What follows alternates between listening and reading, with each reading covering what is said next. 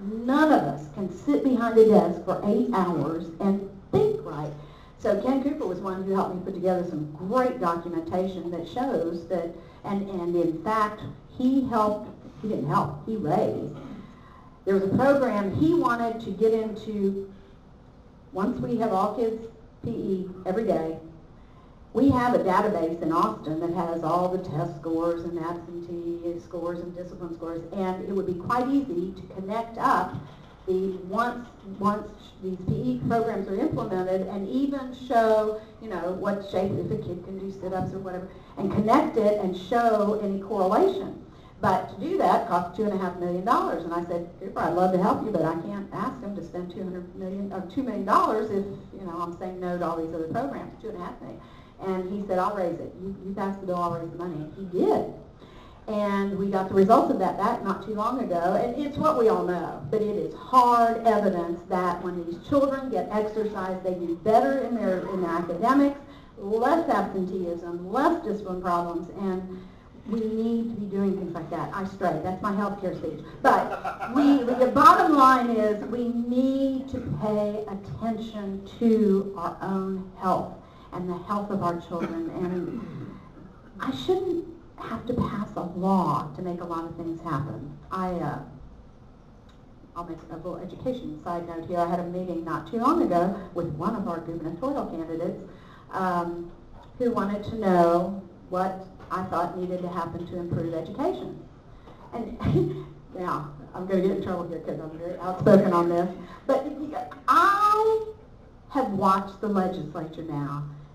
It's amazing. Every 2 years, a new batch of legislators come in, and they've got a new idea about how we're going to improve our schools, and they change tests, and we have more tests, and we have new rules and new regulations and all this stuff.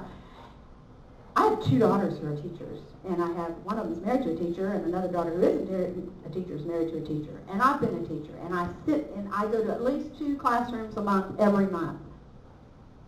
There is not much that we can do in Austin, Texas, by passing more laws that's going to improve what goes on in the classroom if some other things don't change. And I can't pass a law to make what really needs to happen happen. You've got to have somebody in every child's life who cares about their success, who turn off the TV, did you do your homework, talked out of turn to the teacher. My daughters tell me some things that kids say to them in the classroom that I'm telling you I would be fired because I would not put up with it. What these teachers have to deal with now amazes me. But there's a reason kids talk like that to a teacher. We would not allow that with our children. Thus, our children did well in school. But you can pass all the laws you want. You can test these kids high and low. What needs to happen is people, parents or a grandparent, whoever's taking care of that child, needs to care about that child doing well in school. And we need to allow, hopefully the parents are the ones that discipline, but we need to allow teachers to discipline children who are disruptive. You have 5 kids stirring up a classroom, you are not going to be able to teach. And so, when then Governor Bush was thinking about running for president, he asked me the same question about federally, what he could do to improve education. And I said, get rid of the National Department of Education. I don't know what anybody in Washington, D.C. can do to improve education. And think of all that money. We could get it back, get it into our teachers' hands, where if you pay teachers, you're going to have good people in your classrooms who right now may be working somewhere that's not in a school because they pay more money. I want them teaching my children. That's my education talk. Okay, I'm going to stop right there, and I'm going to allow for some questions. If anybody has questions, I can take it wherever you want to take it.